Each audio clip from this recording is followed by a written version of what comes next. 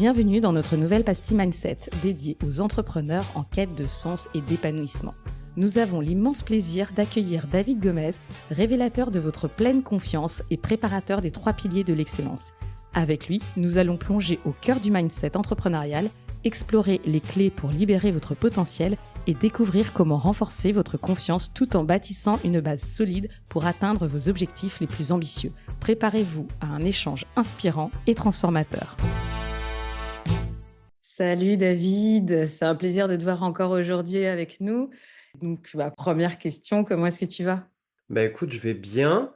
Grosse charge, physique, mentale, émotionnelle et on traverse les journées, on se repose donc tout va bien. Tu m'étonnes, surtout que tu reviens d'un petit voyage, d'une petite incursion, tout ça, tout ça. Donc, après, en tant qu'entrepreneur, en tant que professionnel, on est aussi content d'être occupé. Donc, justement, on va parler aujourd'hui de ça, de faire attention justement à la limite qu'il ne faut pas atteindre et on va parler de fatigue mentale. Donc, la thématique d'aujourd'hui, c'est transformer la fatigue mentale des entrepreneurs en pleine vitalité qui dure dans le temps. Première question que j'aurais pour toi, c'est comment est-ce que tu définirais la fatigue mentale? Je vais pas donner forcément une définition qu'on voit un petit peu partout, mais je vais donner une définition liée à mon expérience de vie et à mon expérience de terrain. Il y a fatigue mentale quand, les pensées sont beaucoup trop rapides. Ça, c'est déjà un des signes d'une fatigue mentale, quand le mental, il tourne en boucle. Donc toujours les mêmes pensées, toujours avec le même focus sur une même problématique ou plusieurs problématiques qui reviennent. Donc manque de prise de recul. Et puis après, tu as le facteur physique, c'est le fait de parler rapidement, ou de vouloir tout le temps prendre la parole, ou de vouloir tout le temps imposer son idée. Ça, c'est un signe de fatigue. Alors, on pourrait penser l'inverse. Si tu vas plus vite, c'est que tu as de l'énergie, tu Mmh. vois. Et là, je mets le point sur ce que 80% de la population vit. Parce qu'aujourd'hui, on est dans une société où ça va vite. On est d'accord ou pas? Ça Ouais. va vite, ça produit vite, etc. Donc tout le monde croit avoir de l'énergie parce qu'ils vont vite, ils pensent vite, ils réfléchissent vite, ils actionnent vite. Et ça génère une fatigue. Et cette fatigue-là, on n'en a pas forcément conscience. Tu as la fatigue extrême qui, à un moment donné, quand tu arrives à ce point-là, c'est vraiment la limite du burn-out. Voir le burn-out, là, tu peux plus rien faire. Même Ouais. réfléchir, tu peux plus. Même te lever, tu peux plus. Et même manger, c'est difficile. Même avoir une discussion avec une personne, ça devient très difficile, très compliqué. Tu n'arrives plus du tout à te concentrer parce que tu n'as plus d'énergie. Tu es Mmh. épuisé. Moi, j'ai une question pour toi par rapport à la fatigue mentale et ce que tu viens de décrire. Par certains aspects, c'est, est-ce qu'il est possible que des personnes fonctionnent juste, comme ça aussi, en fait? Tu sais, quand on parle de TDAH ou des choses comme ça où, clairement, ça va vite et à partir de quand est-ce que c'est de la fatigue ou à partir de quand c'est un fonctionnement, un peu atypique? Quelle que soit ta personnalité, Mmh. que tu sois de nature, plus speed, parce qu'il y a des personnes qui sont de nature plus speed, il y a des personnes qui sont de nature plus introvertie, il y a des personnes qui sont un petit peu l'intermédiaire, tu vois? Mmh. À un moment donné, ton système fonctionne d'une manière similaire aux autres. Mmh. C'est-à-dire, si tu es une personne qui a tendance à être speed, bien, tu as intérêt à mettre en place des zones de récupération et de repos importantes. Et Ouais. pareil aussi pour, les personnes qui sont introverties. Parce qu'elles ont un autre mode de fonctionnement, mais peut-être qu'elles, elles chargent beaucoup intérieurement. Mais ça se Mmh. voit moins du coup. D'accord, donc en fait, il faut vraiment, on revient un petit peu au fait de déjà se connaître parce que le moment où on est, enfin, on est en surchauffe, en fait, parce que c'était, donc si même si on est speed, si c'est encore plus speed, là, du coup, c'est ce que tu es en train de décrire où, on est en train de partir vers une fatigue mentale qui, à terme, peut amener au burn-out. Bah oui, une personne extravertie, ça va se voir à un moment donné dans son agitation physique. Mmh. Elle va être plus agitée, elle va oublier des choses, elle va être moins qualitative et elle va faire beaucoup, beaucoup d'actions, mais avec peu d'efficience, d'accord? Mmh. Tout Et à fait. une personne introvertie, elle, elle va plutôt garder, ça va pas se voir forcément, mais c'est elle qui va devoir identifier qu'à un moment donné, elle est surchargée. Parce qu'elle est en mode d'extériorisation de cette surcharge, cette fatigue, qui est différente de la personne extravertie. Et c'est pour ça Ouais. souvent que la personne extravertie au contact de personnes introverties se sentent bien, parce que c'est une belle complémentarité. Et les personnes Mm. introverties, au contact de personnes extraverties, se sentent bien, parce qu'elles n'ont pas ce don-là de s'extérioriser, de donner de l'énergie, de transmettre de l'énergie, etc. Et Ouais, complètement. souvent, tu vois, moi par exemple, dans mon activité professionnelle, donc à la fois en ligne, je suis un peu plus posé, mais en physique, bah voilà, j'ai tendance à être un petit peu sur tous les fronts. Alors maintenant, je le fais avec beaucoup plus de calme et beaucoup plus d'efficience, mais avant, j'avais tendance à courir. Avant, j'avais tendance à me dépêcher, même dans les gestes du quotidien les plus banals, tu vois. Et aujourd'hui, je prends le temps à chaque fois, dès que je vois que je fais vite, je dis, écoute, l'heure, le temps, timing, rendez-vous, est-ce qu'il y a raison de s'exciter là maintenant? Non, j'ai le temps, je prends le temps. Ouais, Là, par d'accord. contre, je suis à la bourre. Là, je dois m'activer. Pour les personnes qui nous écoutent, comment est-ce qu'une fois que tu te sens dans cet état de surcharge ou de fatigue mentale, comment est-ce que tu te reprogrammes pour redescendre en pression, pour éviter d'atteindre, ce point de non-retour? Je vais donner 3 étapes. Et je vais pas forcément donner des outils tout de suite, parce qu'aujourd'hui sur internet, tu as tous les outils du monde, mais il me semble qu'on n'a toujours pas compris que c'est pas en accumulant des outils que tu vas vraiment générer la solution de la problématique. Et ça fait partie de mon métier. C'est un métier de transformation, le coaching. Donc c'est pas ajouter des outils à tout va et voir que ça s'établit. Dans l'urgence, tu vas mettre des outils parce que tu es dans l'urgence, pour attendre que ça baisse un peu, que ça se calme, mais après, il va falloir mettre le doigt sur la racine de la fatigue, la racine de cette problématique. Et le premier step, la première étape, c'est prendre conscience des résistances qui sont liées à la fatigue. 85% des entrepreneurs que j'ai, des dirigeants, chefs d'entreprise que j'accompagne, sont pas conscients qu'ils sont en résistance. Et c'est devenu normal dans leur quotidien. C'est dire qu'ils ne sont pas conscients, donc c'est normal, ils fonctionnent comme ça. Bah, pourquoi tu me dis le contraire, David? Pourquoi tu dis que je suis agité? Je suis pas agité et tu le vois courir dans tous les sens. Je dis alors, si t'es pas agité, t'es calme. Oui, alors pourquoi tu cours dans tous les sens? Et j'ai été au contact de personnes introverties, marcher dans la rue, elles sont à 2 pas devant moi. Et moi, je fais exprès de ralentir. Et il y a des moments, je dis, allô? T'es avec moi ou t'es où? Ouais, mais tu marches lentement, hein. Moi qui suis en train de marcher lentement ou c'est toi qui es en train de marcher vite? Parce que quand tu es en connexion avec l'autre, tu t'adaptes. Et ça démontre en signe de résistance et en signe de fatigue. Et donc voilà, ça c'est le premier step, se rendre compte qu'on a des résistances et que là, notre système, il est fatigué. Deuxième étape, besoin de zone de repos. Tout le monde a besoin d'une zone de repos. C'est pas juste les introvertis, c'est pas juste les extravertis, c'est pas juste les influents, les dominants, les... Voilà, c'est vraiment tout le monde a besoin de zone de repos. Donc déjà, la première zone de repos, c'est quoi? C'est une zone où tu peux prendre 5 minutes par jour.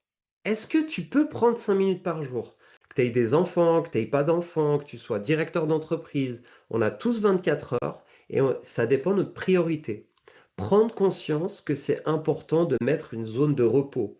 Et moi, je ne vais pas commencer à te dire, prends 1 heure pour toi par jour, parce qu'il y en aurait, ils diraient, non, mais 1 heure, c'est impossible et tout. Donc 5 minutes par jour, c'est possible. Et cette zone de repos, elle est importante. Te poser avec toi-même et respirer pour pouvoir t'accorder ce petit sas de 5 minutes. Il est très important parce qu'il fait toute la différence dans la journée et en plus, tu peux le remettre plusieurs fois dans la journée. La dernière étape, c'est commencer à respirer. 80% des entrepreneurs aujourd'hui ne respirent pas. 80% de la population ne respire pas. J'ai mis en place sur ma chaîne YouTube une respiration de 5 minutes de type cohérence cardiaque qui permet de synchroniser sa respiration à sa fréquence cardiaque. Bien fait au niveau du système immunitaire, ça augmente ses ressources, augmente ton énergie, ça permet d'accélérer la circulation du sang. et j'ai même fait perdre 4 kilos à une cliente parce qu'elle pouvait plus bouger parce qu'elle a eu une opération en un mois en faisant cette respiration 2 à 3 fois par semaine. Elle a perdu 4 kilos parce que ça va réactiver aussi le péristatisme au niveau intestinal. Donc ça va justement augmenter la capacité digestive, donc meilleure assimilation, moins de stockage au niveau des graisses, etc., etc. OK. Bah, ce que je fais faire, en tout cas, ce que je te propose de faire, c'est de mettre le lien, en description de Avec cet grand épisode plaisir. vers, justement ta chaîne YouTube et ces exercices de cohérence cardiaque, que j'ai écoutés qui en effet sont super, super efficaces et super, super bien donc on recommande. Moi, ce que j'entends aussi dans les descriptions, c'est que tu me parles, un petit peu de rituels, tu vois? Tu parles des 5 minutes par jour, tu parles de cohérence cardiaque. J'ai l'impression que une des solutions, c'est, moi ce que j'avais lu aussi, c'est, de faire de faire attention donc à son alimentation, à son sommeil, aussi et d'essayer pour le faire d'avoir une sorte de récurrence, de choses que tu fais à un moment donné comme une habitude. Comme ça, tu le fais sans y penser. Si on arrive à identifier, plus ou moins une problématique liée à la fatigue mentale, par exemple, on aurait tendance à mettre par, instinct beaucoup de quantité, Mmh. beaucoup d'exercices, tout révolutionner. Mmh. Or, ça fait combien de temps que tu fonctionnes comme ça? Ça fait combien de temps que tu fonctionnes en résistance? Ça fait combien de temps que tu as une fatigue profonde qui s'accumule et toi-même, tu sais au fond de toi que ça peut péter du jour au lendemain? Donc si tu veux tout révolutionner, ça va pas fonctionner. Ouais. Si tu prends une habitude et tu l'implémentes, si tu n'arrives pas à implémenter une habitude, comment tu peux espérer implémenter 10 habitudes? Mmh Telle mh. est ma question. Si tu n'arrives pas à implémenter une habitude, comment peux-tu implémenter 2 habitudes? Donc commence par une habitude, tu l'implémentes sur la semaine et tu la maintiens. Parce que attends, ah David, j'ai fait 7 jours. Ouais, et après? Bah c'est bon. C'est bon quoi? La semaine prochaine, tu vas faire quoi? Bah je vais passer à une autre habitude et tu vas laisser cette habitude, on est d'accord? Bah Ouais, du oui, coup, c'est plus mais une je l'ai déjà habitude. fait pendant 7 jours. Je sais pas, c'est comme si tu prenais un truc, t'as fait, t'as consommé, tu jettes. C'est pas l'image de notre société de consommation? J'ai mon nouveau jouet, je l'ai utilisé pendant un mois, je le jette, je l'utilise plus. C'est à l'image de notre société de consommation. Prends cette habitude, intègre-la. C'est pas en 7 jours. C'est même pas en 21 jours. Ça demande du temps. Donc, une fois que tu l'as mis sur une semaine, répercute-la de semaine en semaine. Et quand tu sens qu'elle est suffisamment intégrée, c'est-à-dire que tu n'as plus besoin d'y penser pour la faire, là, tu remets la deuxième habitude. Et là, Mmh. tu peux aller sur quelque chose d'un peu plus compliqué pour ton système, comme l'alimentation. Ouais, Donc bien sûr. après, tu mets une routine alimentaire cohérente, de préférence un peu plus riche en protéines, d'accord? Parce que ça va stimuler ta dopamine, de préférence le matin ou le premier repas, si tu fais un jeûne intermittent, et éviter au maximum les glucides forts. Par contre, les fruits rouges, ça, il n'y a pas de souci. Très faible en teneur en sucre et très très bon. Avec ton petit yaourt 0% sucre et puis quelques pourcents matière bonne grasse. Et tes protéines, ça peut être des œufs, ça peut être de la dinde, ça peut être du poulet. Le poulet, c'est extrêmement bien assimilable par le corps.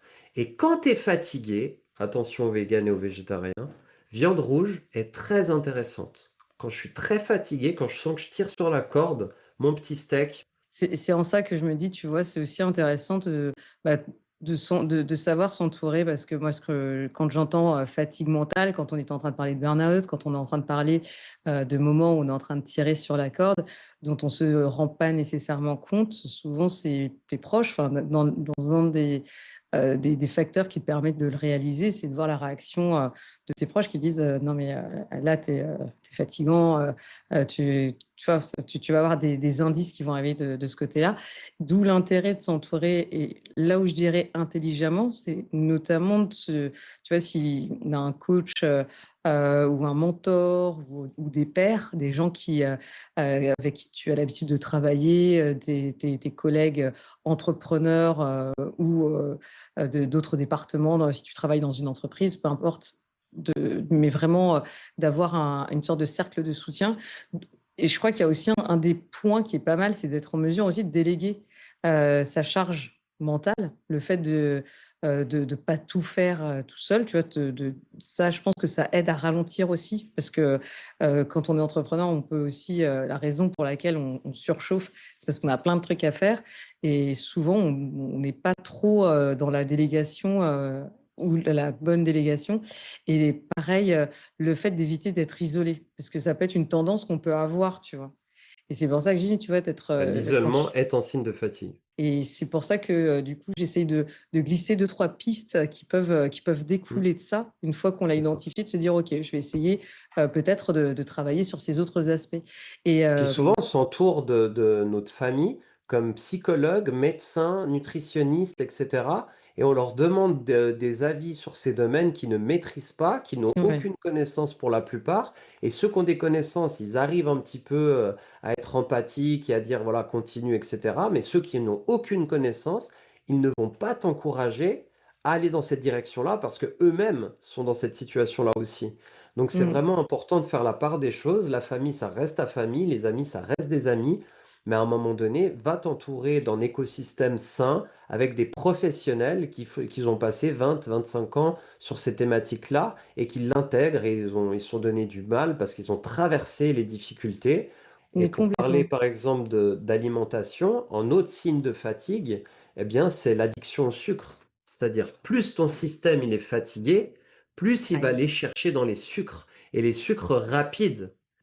C'est quoi l'antidote, David, pour contrer les sucres rapides? Il va falloir que tu diversifies tes glucides. Si tu manges que des pâtes, arrête les pâtes et commence à aller sur d'autres glucides.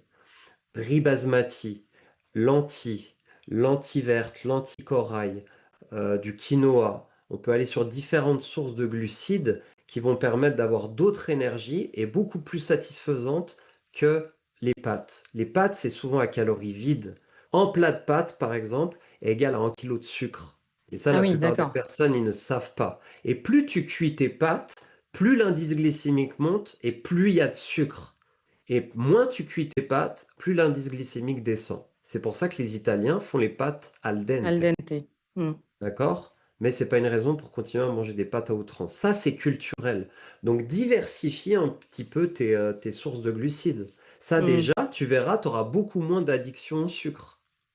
Et ça va te permettre de stabiliser ta glycémie et de reprendre de l'énergie. Ce qui est intéressant, tu vois, comme on disait dans l'intitulé de la pastille mindset, d'aujourd'hui et c'est un petit peu vers ça qu'on va, c'est comment arriver à la pleine vitalité qui dure dans le temps. Donc là, déjà, on a eu l'alimentation, essayer de s'entourer donc comme on disait, s'entourer, de façon intelligente et après j'ai l'impression que le fait d'aligner ses valeurs avec ses actions, enfin, je me dis peut-être changer ou se remettre un peu en phase avec ses valeurs et les lier aux actions qu'on va prendre. C'est le moteur de ta vie, c'est une question de mindset, d'état d'esprit.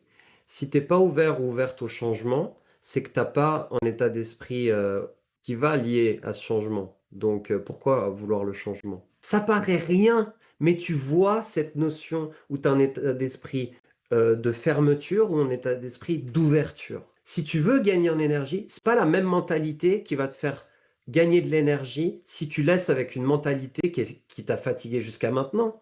Ça fait sens Mmh ça ou pas? mh. Ouais, Donc complètement. il va falloir que tu transformes ta mentalité, tu transformes ton mindset, tu transformes cet état d'esprit. Il va falloir que tu cultives un état d'esprit positif, que tu Mmh. cultives un état d'esprit de transformation et d'arrêter de croire que t'es déjà arrivé, t'es déjà arrivé à rien du tout. On sait que ce soit du stress ou que ce soit des habitudes, de mauvaises habitudes, bah, ça peut revenir. Le stress, il peut revenir.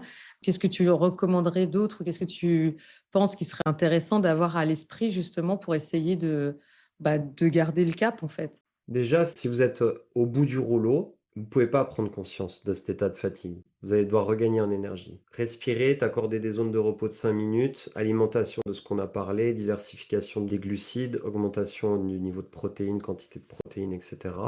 Viande rouge si tu es fatigué, mais pas trop parce qu'après ça acidifie ton corps. Plus sur la viande blanche, les œufs, etc. Non, hein, tu te renseignes, tu as tout sur Internet aussi. Ça, c'est une étape d'urgence. Après, les Mmh. gens, ils sortent de cette étape d'urgence et ils se disent: «Ah, je comprends pas, il y a rien qui a changé dans ma vie».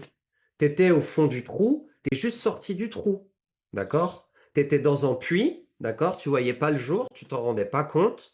Là, tu as réussi à monter l'échelle et à sortir. Puis après, tu arrives, tu dis, ah, mais je sais pas où je suis. Je suis dans un endroit inconnu. Je vais où maintenant? Bah ouais, t'étais au fond d'un puits, tu te rendais pas compte. Ça fait peut-être des années que tu étais au fond d'un puits, tu savais même plus où tu étais en fait. Et là, tu sors à l'air libre. Ah, j'ai de l'énergie, bah, je suis perdu, je sais pas quoi en faire. Bah oui, tu sais même pas où t'es. Mm. Donc, durant le puits, profite. Là, les pastilles mindset profitent à écouter, écouter, réécouter, réécouter, réécouter. Et là, paf, paf, des prises de conscience. Tu vas avoir plus de clarté. Tu vas savoir pourquoi tu es ici. Qu'est-ce que tu veux faire?